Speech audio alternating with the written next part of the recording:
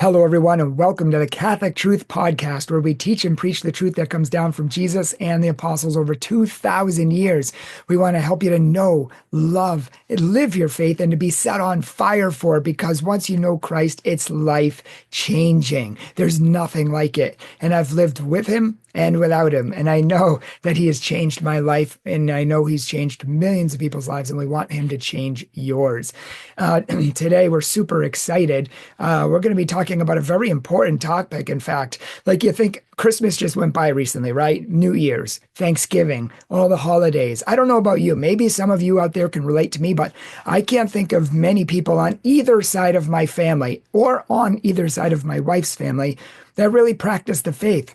Most people have fallen away. They're either spiritual and not religious, or just spiritual, or they just don't care about anything spiritual or religious at all. They don't even think about God. In fact, I asked one of my cousins, I said, "Hey, what do you think about God? Do you believe in God strongly?" And he thought about it for a second. He's like, hmm. He's like, "I'll be honest with you. I've never thought about that question in my entire life." I said, he's literally never thought about the question of God. So, they say that the Catholic Church is the biggest church in the whole United States, and the second biggest is fallen away Catholics. But I think that tide has turned, and fallen away Catholics are becoming the most popular, and faithful Catholics are becoming far less. And how can we turn that around? How do we make people realize that living for self and making up your own religion doesn't bring to happiness? It destroys you. It destroys the people around you. And yeah, it might be fun for a little while because it's all, warm and marshmallowy and fluffy, feel good, emotional religion where you get to choose what you want to do. And you're the God and you're the worshiper all at the same time, making it up as you go along. But is that really truth? Each and every person making up his own truth, contradicting one another. Is that really what God made us to be? How do we overcome this? Well, I'll tell you, because I have someone here who knows, and I have someone here who has lived this lifestyle. And she lived as I'm spiritual but not religious, and she thought she was a really great person, and maybe she was a good person, but she talks about how this spirituality is actually dangerous, and it poisoned her and her life, the people around her, and it really hurt her and her loved ones. And I'm super excited to share her story today and her book. I mean, she has an amazing book that once Christ changes your life, you just want to share it with the world. And I don't get anything for advertising this book. I just think it's a great book, and I want to share it with others. It's called Not Just Spiritual by Christine Flynn. And Christine herself is a convert and who writes and speaks on her journey. And she teaches on Catholicism. She lives in the Midwest with her husband and growing brood of wonderful children, 6, I believe, and they're all sick. So I really appreciate the fact that she's here with us today to share her story. Christine, thank you for joining us. Welcome. Thank you so much, Brian. It's good to be here. Even if I have a little bit of a stuffy nose, thank you. Yes, my daughters are sick too with the flu, and I'm thankful to God that I am not. But yeah, so maybe start us out at the beginning. You had a very powerful intro to your book, where you talk about what it means to be spiritual, how you thought you were a good person. You didn't, kill anybody. You didn't, kill any animals. And in fact, you did a lot of things like driving around to, help animals, or someone who needed a shelter or something like that. Maybe you could talk about that. But, and I thought that was really powerful that you said that you were both you were both your own God and you were both a worshiper. You kind of created your own spirituality. And I would love to hear more about that.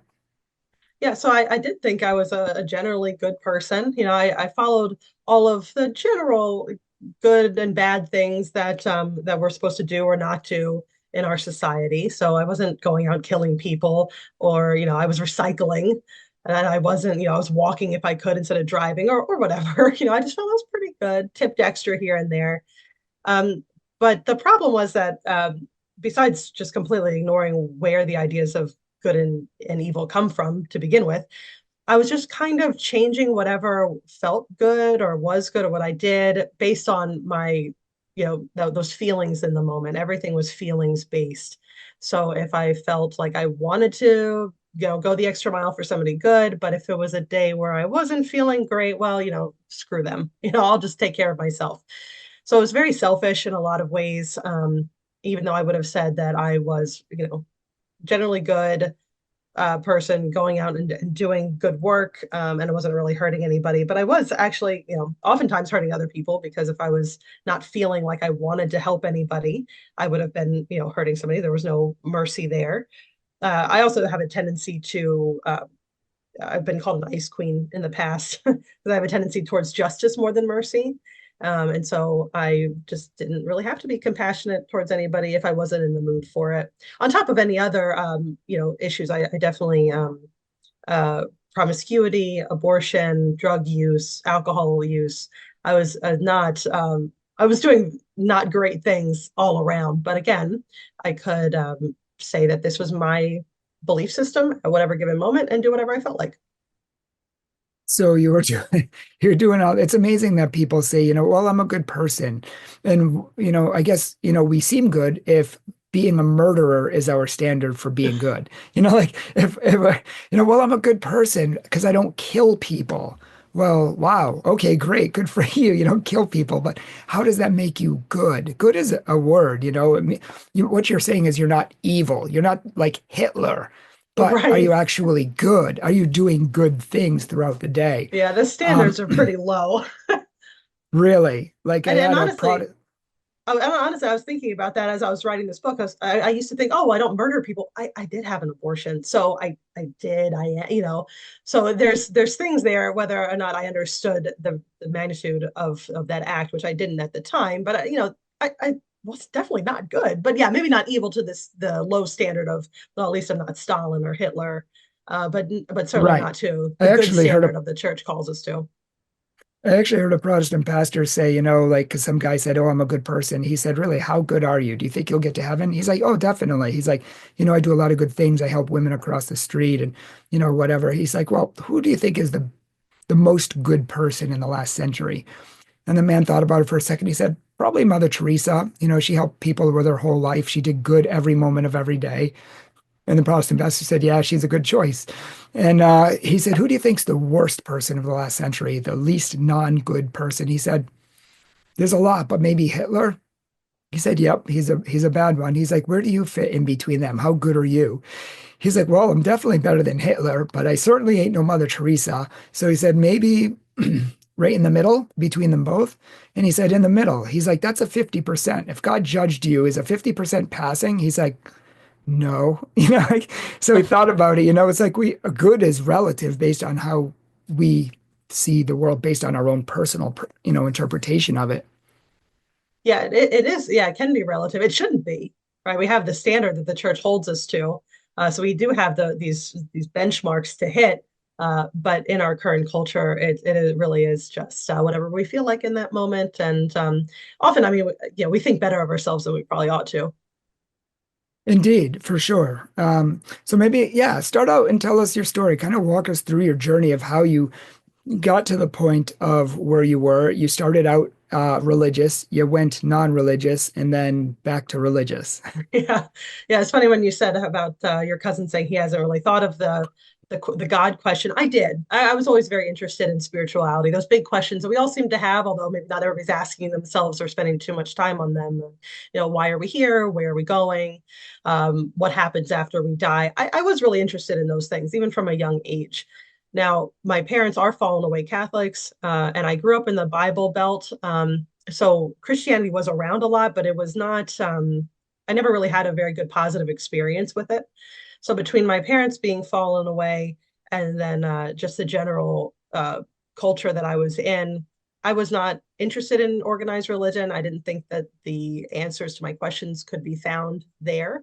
So I inevitably wound up before the internet was much of a thing in a bookstore looking at the New Age section. So that's where I found really interesting ideas on dream interpretation, reincarnation, karma, the typical Eastern religion type stuff that, and as well as the Western idea of the self actualization kind of combines together, joins together for New Age. And so I Before you started, go there, oh, yeah. if you don't mind, I thought it was interesting in your book that um, you talked about how really a deeply spiritual person you were. Like even though your parents had nothing, you really thought about God. You wanted God. You and your friends, who taught you when your Catholic friend taught you about God, and you guys used to play like church and do all these religious things together, and you loved it until you started meeting evangelicals and people Yeah, who were basically basically. Yeah. telling anyone who's not them they're going to hell, and they had no problem telling everyone they're going to hell. And even when people were scared and crying, they continued saying, well, you're going to hell. And you started going nose to nose with them and toe to toe with them and started yelling back at them and actually having all out fights. And I remember it struck me that, the mom came downstairs in the basement where you guys were yelling each other's heads off, telling each other you're wrong. And the mom said, you're both going home if you don't stop.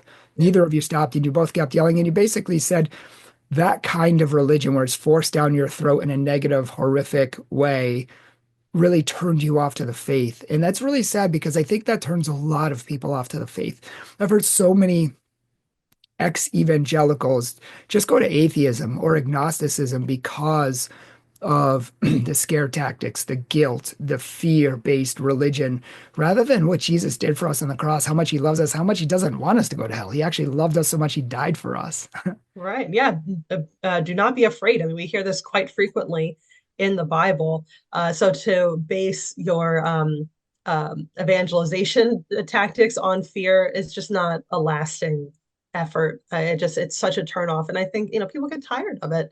So yeah, that was one big example of yeah, I think the Baptist because that's a big group that I would have been around would have been Baptist as a kid.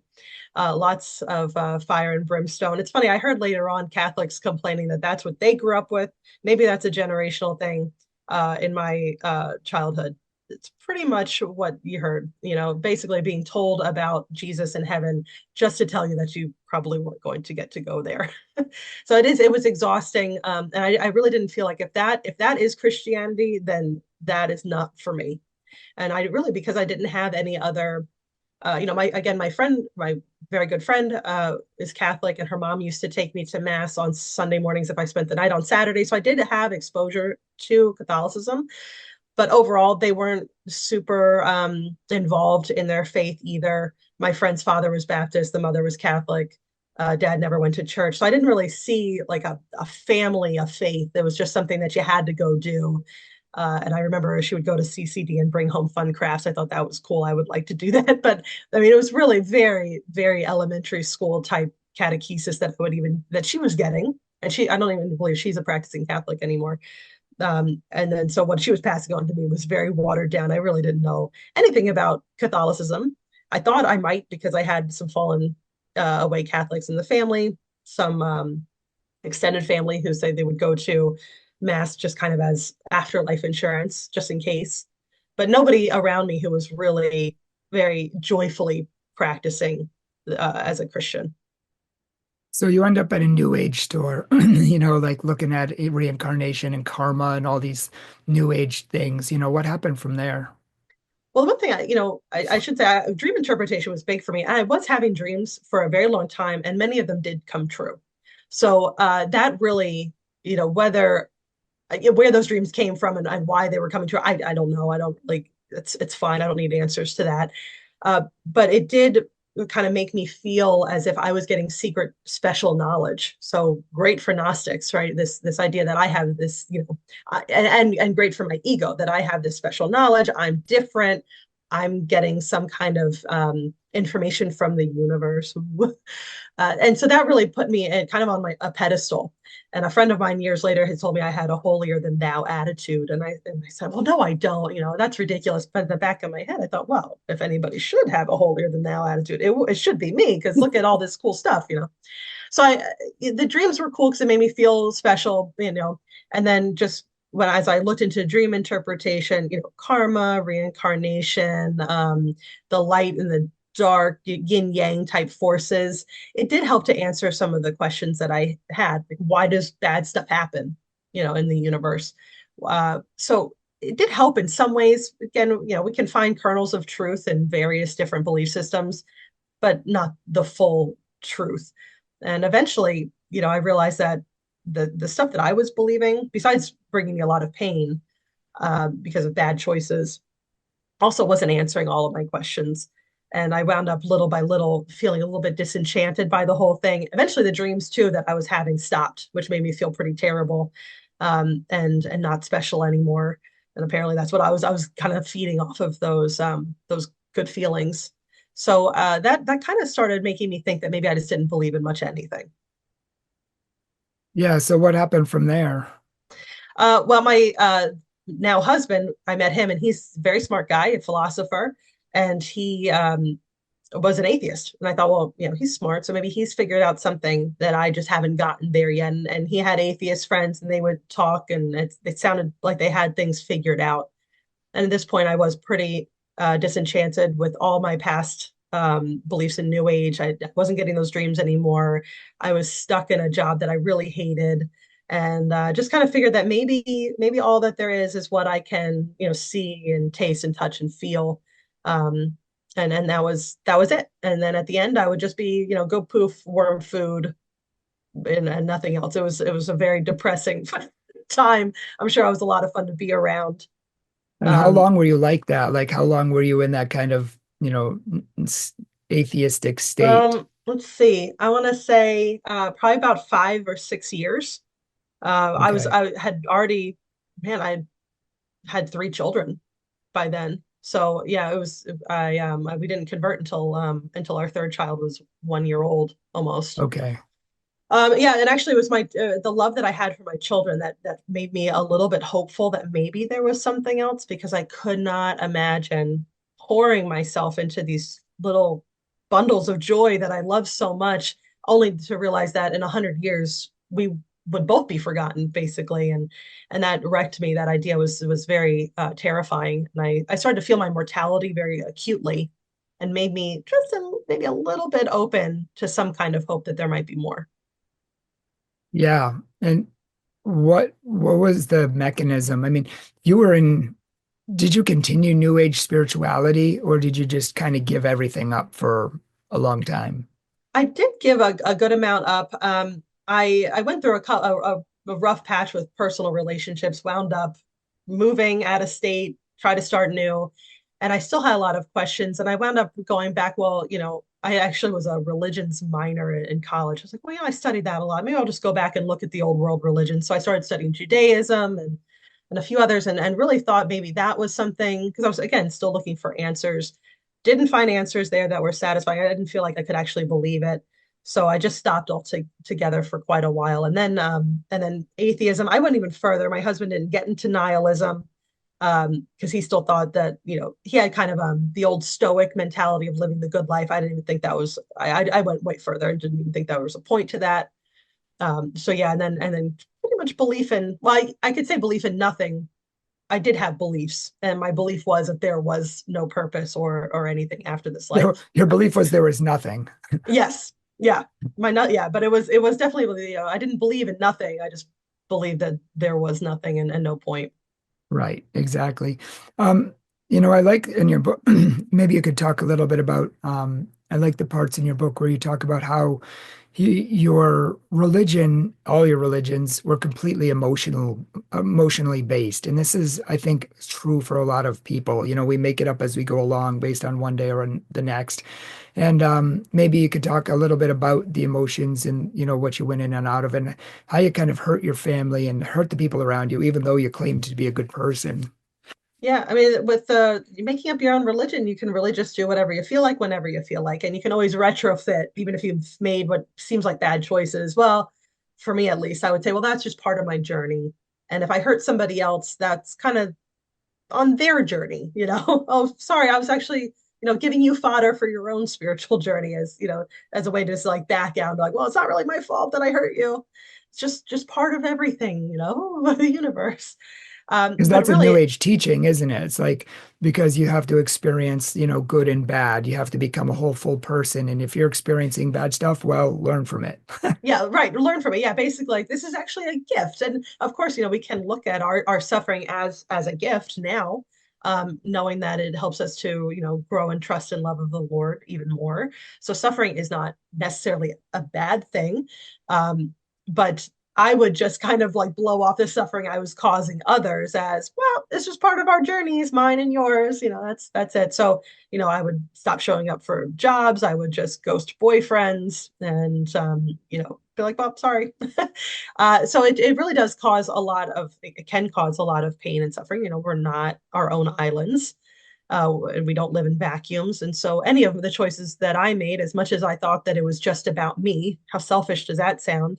uh, these of course have effects on the people around us, whether it is even something that they know. We are huge about truth telling in our family because we have my husband and I both being converts and living very secular lives. The families that we've come from, lies are unfortunately pretty prevalent, even those like not harmful white lies, and we just hate it. We hate the lying. And I got to tell you, um, even if the lies that I would say to my mom didn't seem to hurt her, it did hurt our relationship, whether she knows it or not, or I knew it at the time, because we didn't have the foundation of truth between us.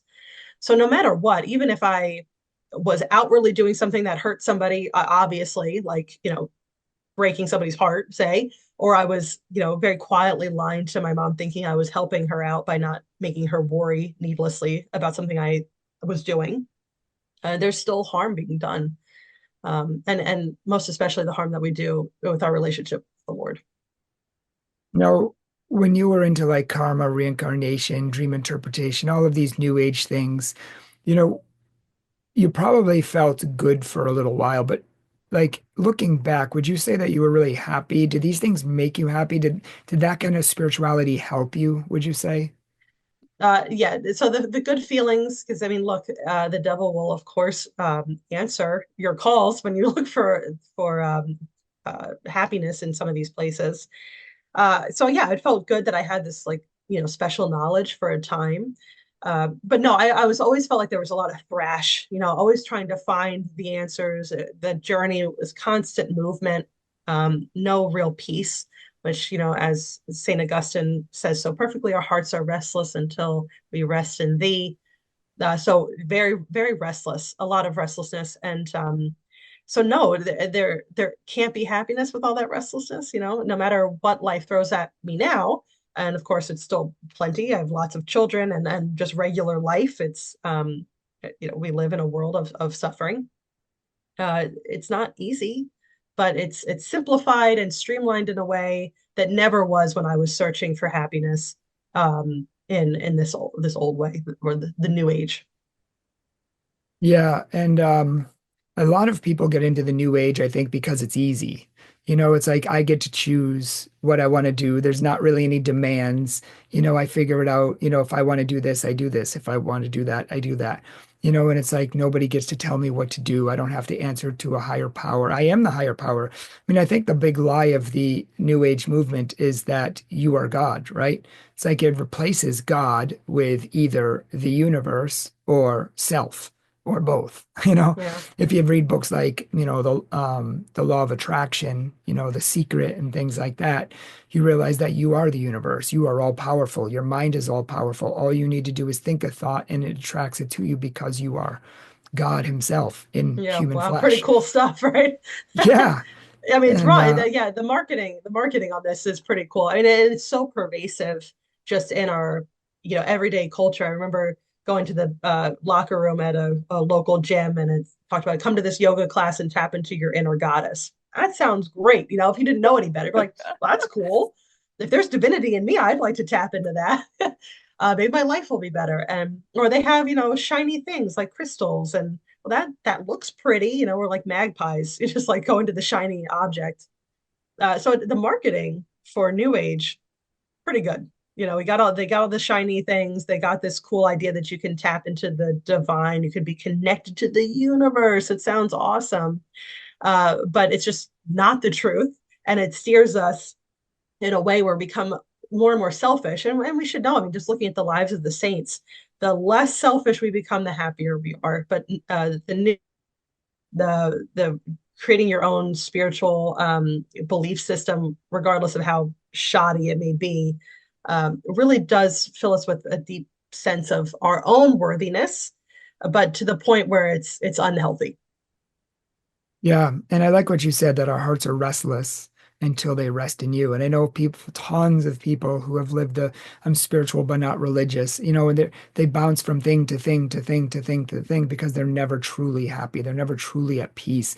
They still have that, God-sized hole in their heart that they can't fill. And maybe it's filled for a little while with this and that, and in the pretending that, hey, I have this power, hey, I have this, I have this. We're just not happy. And that's exactly what we want, is that fulfillment, that happiness. And that's the big lie, is the devil is just follow me and I'll make you happy. But yet you never are. And in fact, I feel I don't usually do this. I don't usually advertise, but since we're talking about the New Age movement, I actually I wrote a book on the New Age movement called Counterfeit Spirituality, Exposing the False Gods, and it kind of goes through all of the different practices. It kind of reminds me, because we have a chapter on Mm, reincarnation, we have a meditation and Reiki and the Enneagram and pretty much everything, yoga and centering prayer and on and on and on. There's so many different that's New great. Age practices, and people are like, which ones are good? Which ones are bad? Or is there I thought the Enneagram was just a personality thing. What's wrong with that? And it's like they have good questions, but not a lot of people actually answer these questions. And I've have so many people into the New Age, even people who are in serving at mass, lecturing, youth groups. They get into this New Age stuff I don't think they know. innocently. No, they Yeah. don't. That's why I wrote the book, because Yeah, great. they really don't know. Yeah. Yeah, it's like, oh yes, you know, I would go to Reiki and it helps with my, my prayer life, or I feel much freer or whatever. Yeah, I understand, maybe God hasn't given you the peace that you're looking for, say in the material world. But I think that often people get into New Age practices because they are looking for peace in the material world, and we're not going to find it there. Like you said, bouncing from thing to thing. I think, without that eternal perspective, it can be attractive or desirable to go and look at crystals or the certain meditative practices or other New Age ideas to kind of help answer the questions. Now, we have the Catechism of the Catholic Church, and that's the guidebook, and that gives all the answers. But unfortunately, I don't think enough people are reading that, or maybe the marketing isn't as good. We need brighter objects. I don't know. Put some crystals on it. You know, Yeah, so yeah, like look here. I think also, the Catholic Church has the deepest, most powerful prayer tradition in the world that can bring you as close to God that more than anything else on the face of the earth. And most people don't know that. In fact, most Catholics don't know that. That's a tradition that has not been preached in the last 40 or 50, 60 years, Yeah. since Vatican II. We have such deep meditation, contemplation, spirituality. You can commune with God Himself face to face, which is more one minute of that is more powerful than all of the years of your New Age practice. And yet, most people don't know about it. In fact, keep coming back to me, and I never do this, but I'm writing a book on prayer for that reason, Oh, great. because people don't know how to pray. They don't know what meditation is. They don't know what contemplation is. But, the saints have been there. They've all communed with God face to face. And we have that in our church. We just need to find it. And once you find it in Jesus Christ, you'll never, ever go back. It's like living in a world of black and white. And then you come to Christ and it's like, you entered the wonderful land of Oz. It's Yeah, like it's all right. colorful and beautiful and wonderful. Yeah. Yeah. I mean, So, look, you were talking about, the tapping into the inner divinity that a lot of this New Age stuff promises. I mean, wow, at Mass, if you're in communion with the church, you can receive Jesus and you can receive the divine into you physically. That's pretty awesome. And you're not going to find that anywhere else. amen. So, you're new agey, then you're atheist, then you're nihilistic. It's funny you use that word because I was going to use that word about you. But how did you get to find God in your life? How did you come back to this spiritual, and how did you, I guess, become what you are now? Well, my husband is an internet marketer, so he knows a bit about marketing, and he knew how to kind of massage the message that he was coming to understand himself. So he started asking questions about my New Age beliefs in the past. He read a couple of the books that I still had around the house. So he was starting for the first time in his life, really, to have the big questions. Again, where are we going? Why are we here? Who made us? And so he was getting into the ancient philosophers, the Stoics, Aristotle, and then Mm. suddenly books that had the name Saint in them started showing up in the mail. And he's reading St. Thomas Aquinas and Boethius, and then suddenly he's going to daily mass at the local Catholic church. Yeah. You read And those, there's no going back. yeah, there's no going back. Yeah, I mean, I used to think that I was a very intelligent person. It's too intelligent for organized religion. And then you look back at the minds, the great church fathers. And wow, they're so much smarter than me, of course, and they have it figured out and they believe in God. So I think that's where my husband came from, going through the philosophical side of the faith and became Catholic without maybe quite saying so much. And I remember going on a walk with him one day, and he's like, "Do you know about Jesus Christ?" And I rolled my eyes and affected my best Southern accent and said something. Oh, do you mean my Lord and Savior? No, thanks. And he's like, yeah, but, and then he kind of let it go. I could tell he was really excited to talk about it. And then he later on, knowing my issues, I really had a hard time understanding that I was a sinner and that Christ died for my sins. Those were the two big ones that I really just could not get on board with. But he found about, or maybe he had read it, the book by Lee Strobel, A Case for Christ. And in that, Lee Strobel had interviewed experts in philosophy and psychology and history and anthropology. And the way he presented it was my husband knew that that's something that would interest me, the way the whole book was laid out. And so he kind of just said, hey, I got this book. You might think it's interesting. It's about, a husband whose wife converts to Christianity and he's an atheist and he spends a bunch of time trying to deconvert his wife. And I thought, well, that's kind of sounds good because you're converting and I would like to deconvert you with that. So it's like, just, I have it on Kindle if you wanted to read it, and he just left it at that. So it piqued my interest and I started reading it. And my big problems about how Jesus would have died for our sins and me being a sinner were answered in that book.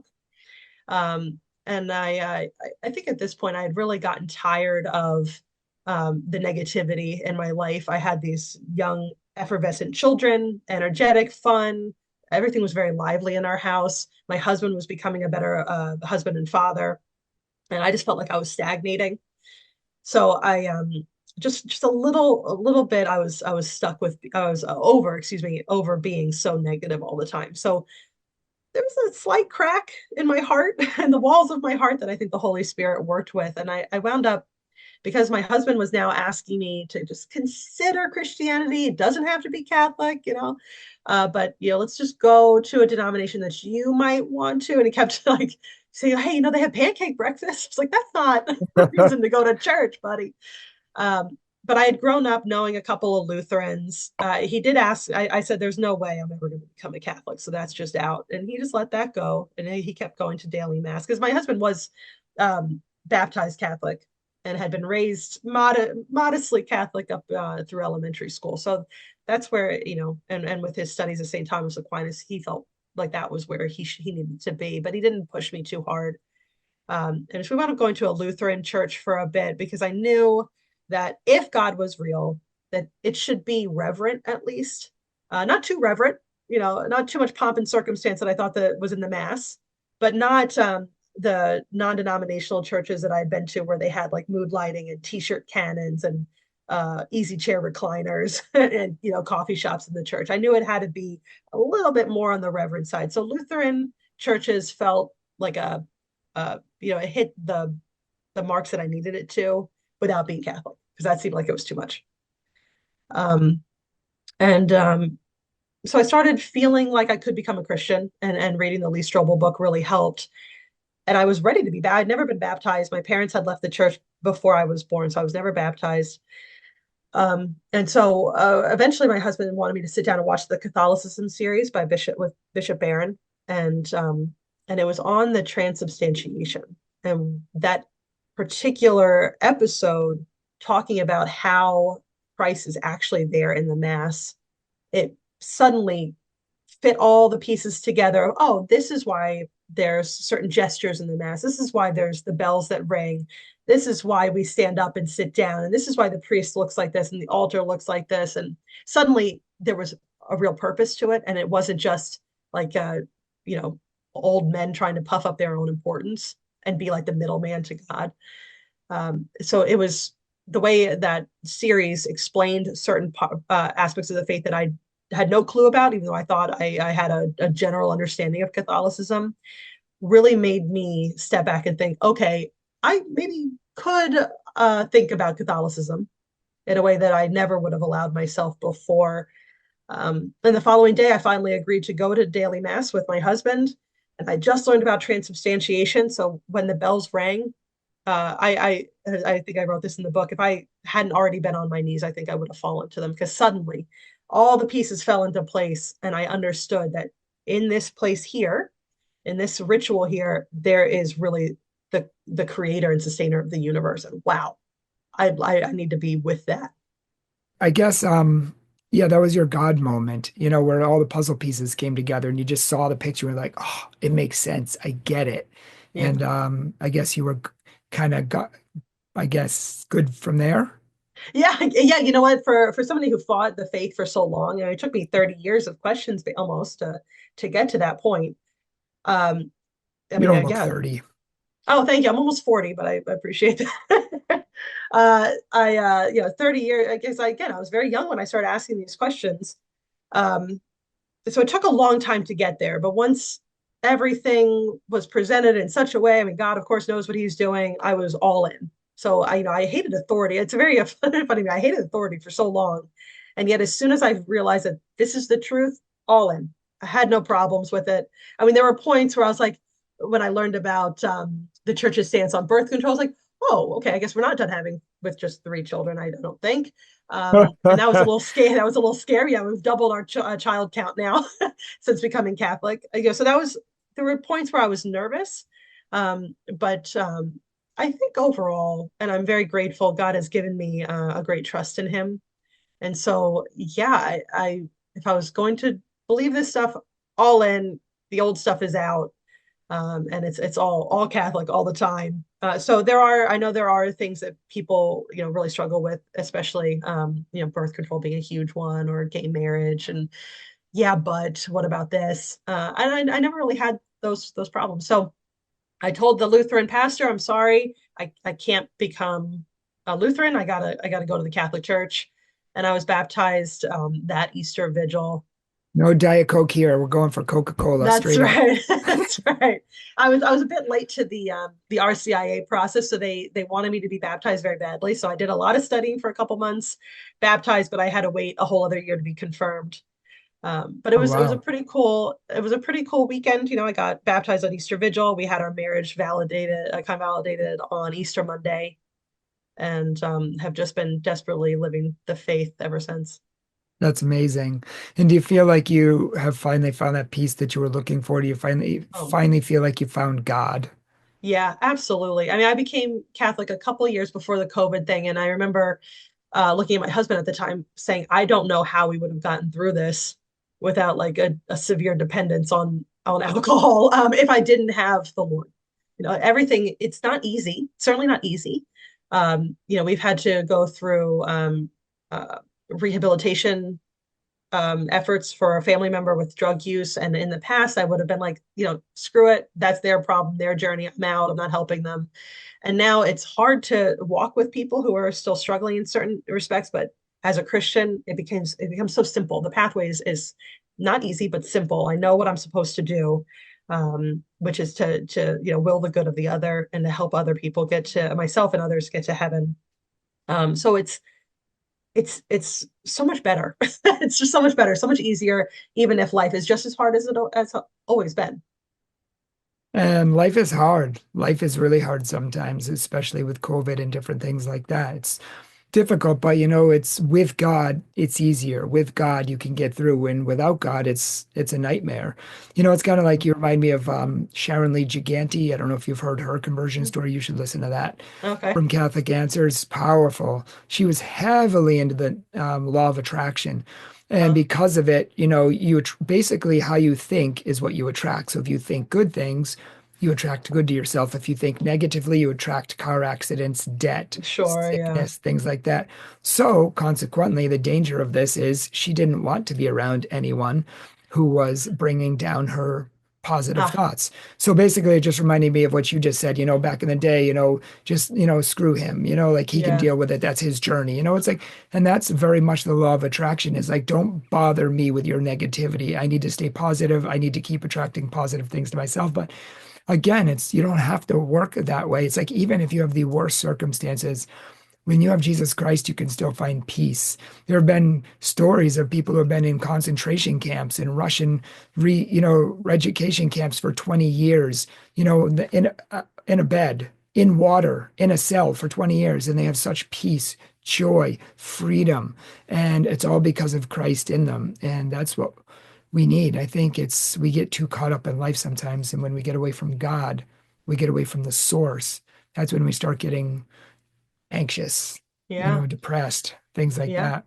Yeah, one of the greatest testimonies for myself looking in from the outside on Christianity was a janitor. I don't know why he was being interviewed on the news, but I remember watching an interview with a local janitor on the news about something. I don't even know, but he was talking about his faith in Christ. It came up in the conversation, and I knew at that point I was like, man, that he's joyful and at peace, and he's a janitor.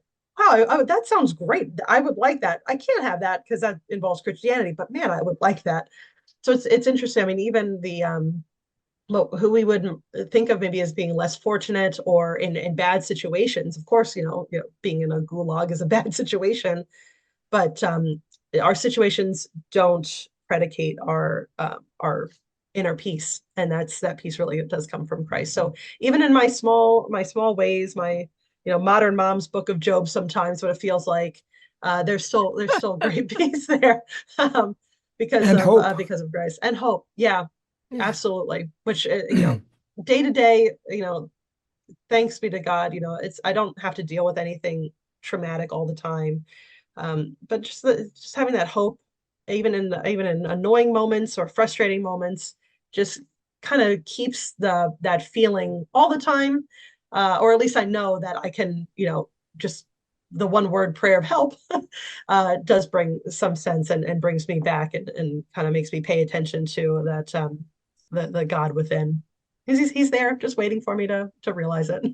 hmm Yeah, for sure. And it's when we do take that time in silence, which is really difficult in our day and age with kids, with work, with chores, with TV, with games, with everything else. Yeah.